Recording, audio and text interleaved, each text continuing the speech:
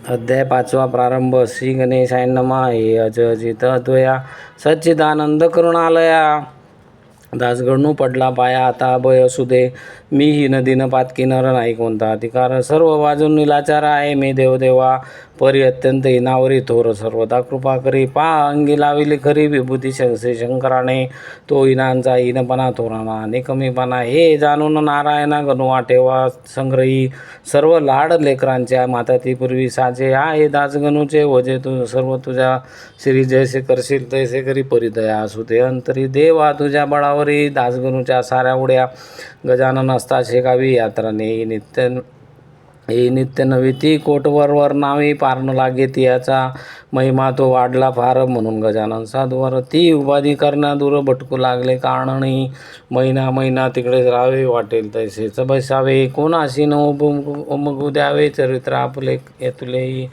श्रोते एका समयासी महाराज पिंपळगावासी गेले. तेथे गोष्ट कैसी झाली ते अवधरा. त्या पिंपळगावाच्या शिवारात होते एक अरण्यात शंकराचे मंदिर सत्य जुने पुराणे. माडपंथी ऐशा त्या मंदिरी येथे झाले साक्षात्कारी. बैसले शिवाच्या गाभारी लावणी पद्मासन. गुराखी त्या गावचे आपापले कळप गुरांचे घेऊन या निघाले साचे अस्तमानी गावाकडे.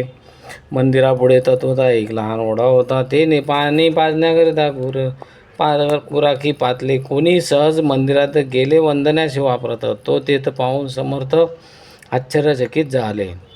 मुले म्हणते या मंदिरी कोणी न पाहिला आजवरी. पुरुष बसलेला निर्धारी अस्तमानाचे समयाला. काही गुराखी बाहेर आले. इतर बोलू लागले. काही तेथेच बैसले सत्पुरुषाचे समोर. परी साधू बोले ना डोळे मुळीच उघडीना. याचे कारण कळेना त्या गुराखी अर्भकासी. कोणी म्हणती थकलेला हा साधू दिसतो भला. शक्तीमुळी नुरली त्याला बोलावया कारणे. कोणी म्हणते उपवासी असावाची निश्चयाची. थोडी भाकर तयाशी देऊ आपण खावया असे म्हणून भाकर धरली मुखासमोर. भाविक मूळची गुराखी पोरं होलू लागली समर्थाला. परी साधू घाले ना मुखी शब्द बोले ना. म्हणून साऱ्या गुराख्यांना नवल वाटले विशेष. गुराखी आपसात बोलती याची मुळी न कडे स्थिती. जरी मेला म्हणावा निश्चिती तरी आहे बसलेला. अंगण झाले थंडगार ऊन आहे साचारा. यावरून जिवंत नर आहे शंका नको. कोणी म्हणे असेल भूत मायावी रूप धावित. कोणी म्हणे हे तर सत्य शिवा पुढे ना भूते. कोणी म्हणती स्वर्गीचा देवा असावा. असाचा लाभ त्याच्या दर्शनाचा झाला आपणा हेच भाग्य. याचे आता पूजन करू अवघे आपण. जा स्नाना लागून पाणी आणा ओढ्याचे. पोरे गेले ओढ्यावरी गेळ्यामध्ये आणि लेवारी. परमभावे पायावरी घाली ते झाले समर्थांच्या. कोणी वन्य पुष्पे आणि ती माळ त्याची तयार करती. कंठामध्ये घाली ती गुराख्यांनी साधूच्या. कोणी कांदा भाकर नैवेद्यार्थ साचार दिली ठेवून समोर एका वडाच्या पानावरी. गुराख्यांनी केले नमन आदरे भाव धरून. काय वेळ केले भजन पुढे बसून समर्थांच्या. ऐसा आनंद चालला तो गुराखी एक बोलला. अरे वेळ भाऊ झाला चला आता गावाकडे. दिवस गेला मावळून काना आली रानातून. मुले गुरांना घेऊन असे लोक म्हणतील की कदाचित आपणाशी पाहणे येतील कानाशी. त्यांनी वासरे घराशी लागली असतील उमरावया. या साधूची हकीकत आपण सांगू गावात. शहाणा वडील माणसाप्रथम म्हणजे येईल कडून की. ते अवघ्यांशी मानवले गुराखी सर्व निघून गेले. गावा माझी कळविले मंदिराचे असते वृत्त पुढे. श्रोते प्रातःकाळी आली गावची मंडळी. समर्थांशी पाहण्यावली गुराख्याच्या बरोबर. जैसा काल होता बैसला तैसाच आता पाहिला. भाकरीशी ना स्पर्श केला ती जशीच्या तशी आहे की. म्हणू लागले गावकरी हा योगी पुरुष कोणीतरी आहे बैसला मंदिरी संप्रदाय शंकराच्या. कोणी ऐसे बोलले शिवपिंडीच्या बाहेर आले. आपण दर्शन घ्या बोले. चला निवरे गावात. हा समाधी उतरला तेव्हा काही बोले नाही. ही उतरणे आहे वेळ त्याला त्रास देऊ नका. बंगाल देशी जालंधर 12 वर्ष झाले स्थिर. समाधीचा तो दुरावर करते माझी ख्यात. ऐसे भोवती झाली एक पालखी आणवली. त्यात उचलून ठेवली समर्थांची मूर्ती पहा. ग्रामातील नारी नर अवघे होते बरोबर. पुढे वाजंत्र्यांचा गजर होत होता विभुर. मधून तुळशी फुले पौर टाकीत होते भले. समर्थांचे अंग झाले गुलाल आणि लाली लाल. घंटा घड्याळे वाजती, लोक अवघे भजन करती, जय जय विराज मूर्ती असे उच्च स्वराने मिरवणूक आली गावात. मारुतीच्या मंदिरात बैसवले आणून सद्गुरुनाथ एका भव्य पाटावरी. तोही दिवस तैसाच गेला. मग लोकांनी विचार केला, आपण करू स्तवनाला उपाशी बसून याच्या पुढे. ऐसा जो ते विचार करती, तो आले देहावरती श्री गजानन सद्गुरुमूर्ती मुकुटमुनी योगांचे. मग काय विचारता, आनंद झाला समजता. प्रत्येक स्त्री पुरुष ठेवी माता स्वामीच्या चरणावरी. नैवेद्यांची धूम झाली, ज्याने त्याने आणलेली पात्री ती वाढवून बोलली मारुतीच्या मंदिरात. त्या अवघ्यांचा स्वीकार तर समर्थ केला थोडाफार. हाळूपाळीत साचार ही वार्ता सुत झाली.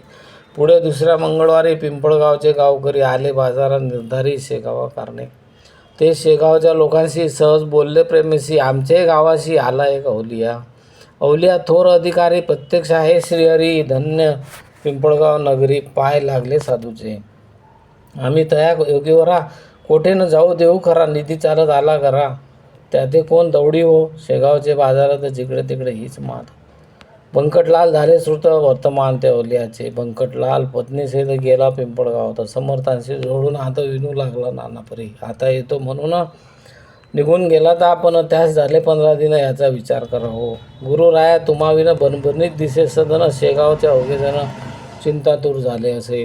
गाडी आणली आपणापरी, चला शेगावी ज्ञानजेठी. माये लेखा होणे तुटी, हे काही बरे नसे. कित्येक दयाळा आपले भक्त राहिले असते उपोषित. त्या शेगाव शहरात नित्य दर्शन घेणार आहे. तुम्ही ना आल्या शेगावी, मीही तनू त्यागीन बरवी. आमुची सांगा पुरवावी आळ कोणी गुरुराया. बंकटलाल ऐसे बदले महाराज गाडीवर बसले. शेगावशी निघाले पिंपळ गावा सोडून. जैसे मार्गे गोकुळाला न्याया कृष्णा अक्रूर आला, तैसा बंकटलाल भासला अक्रूर पिंपळ गावात. पिंपळगावच्या लोकांप्रती बंकटलाल समजावती. नका हो दुःखित चित्ती, जाती न कोठे लांब साधू. वाटेल तेव्हा दर्शना यावे, हेतू आपले पुरवावे. जिथल्या तेथे असू द्यावे अमोल मूर्तीला. बहुतेक पिंपळगावचा बंकटलाल सावकारसाचा मनोभंग साचूचा साऊचा करण्या कोणाची छाती नसे. चुरमुऱ्याचे लाडू खात पिंपळगाव बसले स्वस्त. महाराज बसून गाडीत जाऊ लागले शेगावा. पती जाता गुरुमूर्ती, बोलती बंकटलाला प्रती.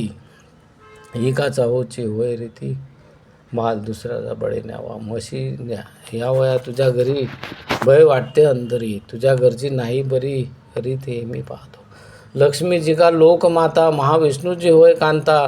जिची अगाध असे सत्ता, तिलाही तेव्हा कोंडिले. तेथे माझा पाड कोण, म्हणून गेलो पळून. जगदंबेचे पाहून हाल माझे चित्त भाले. ऐसे एकदा हसू आले बंकटलाला प्रतिभले. विनयाने भाषण केले ते एका सावचित्ते. बंकट बोले, गुरुनाथा माझ्या कुलपानं भ्याली माता. आपला वास तेथे होता म्हणून झाली स्थिर ती. जेथे बाळ तेथे आई, तेथे दुजाचे पाळ काही. आपल्या पायापुढे नाही मला धनाची किंमत. तेच माझे धन थोर, म्हणून आलो इथवर. माझे न उरले आता घर, ते सर्वस्वी आपले. घर मालका कारण शिपाई आडवी कोठून. जसे तुमचे इच्छिल मन तसेच तुम्ही वागावे. इतकीच माझी विनंती. शेगावी असो वस्ती, धेनू कान नाते जाती. परी येती घरी पुन्हा, तसेच तुम्ही करावे. अवघ्या जगा उद्धरावे, परी आम्हाला विसरावे. शेगावी यावे वरचेवर. ऐशी समजूत घालून शेगावी आणले गजानन. तेथे काही दिवस निघून गेले पुनर्भीती. ऐकावी तुम्ही कथा, सांगतो मी इथे आता. वडगाव नामे ग्राम होता एक, तया वराड प्रांती. त्या ग्रामाकारण जाळ्या निघाले तया घर. प्रातःकाळ चुकून नजर शेगावकरांची. महाराजांची चालगती वायूची या समान होती. अंजनी तनय मारुती, आला काय वाटे पुन्हा. मास होता वैशाख, 16 कलांनी तपे अर्क. क्वचित कोठेन राहिले उदक, ऐसा प्रखर उन्हाळा. माध्यानीच्या समयाला अकोली गावापाशी आला. हा योगेश्वर साधू भला गजानन महाराज. तो काय घडले वर्तमान, समर्थांशी लागली तहान. करीती चौफेर अवलोकन, तो उदक कोठे दिसेना. अंगा वाटे चालल्या धारा, ग्रामाच्या त्या अक्षरा. अधरोष्ट तो चुकला खरा, उदकाविन समर्थांचा. अशाच दुपारच्या अवसरी भास्कर नामे शेतकरी घालीत होता पाळी खरी आपल्या त्या शेताला. शेतकऱ्यांची पाहता स्थिती अवघ्यात मुख्य असती.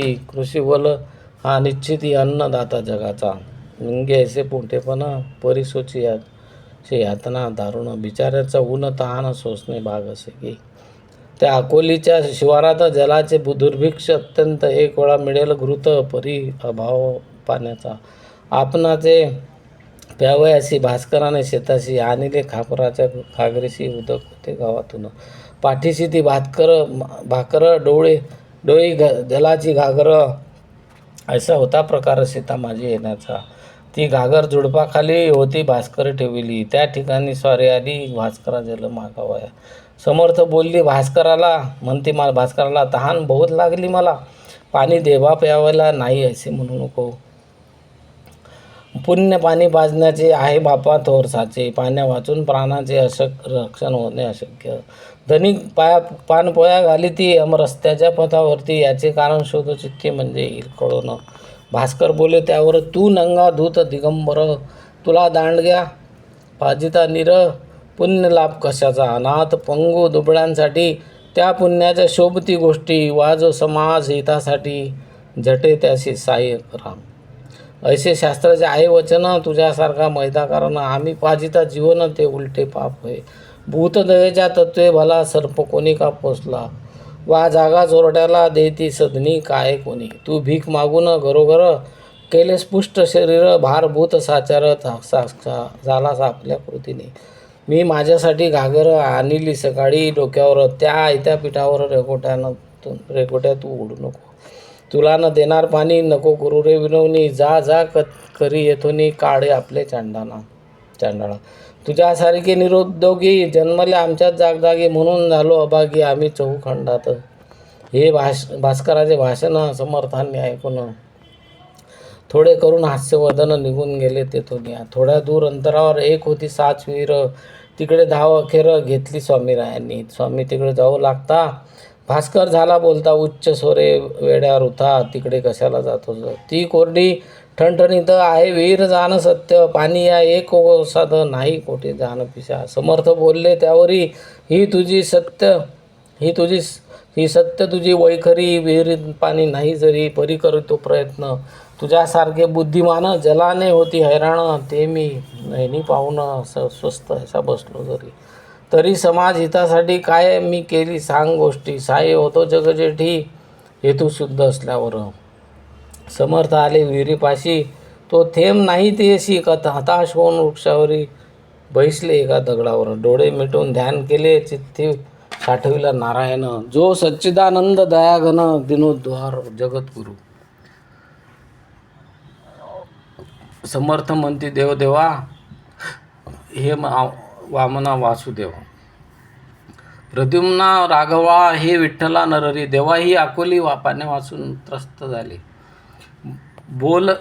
बोलही ना उरली कोठेच देवा विहिरीतून. मानवी यत्न प्रवे अवघे हरकले, म्हणून तुझा प्रार्थिले. पाव आता जगन्मावले, पाणी दे या विहिरीला. तुझी करणी अघटित, जे न घडे ते घडवशी सत्य. मांजरे जळत्या आव्यात, पांडुरंगा तू रक्षिली.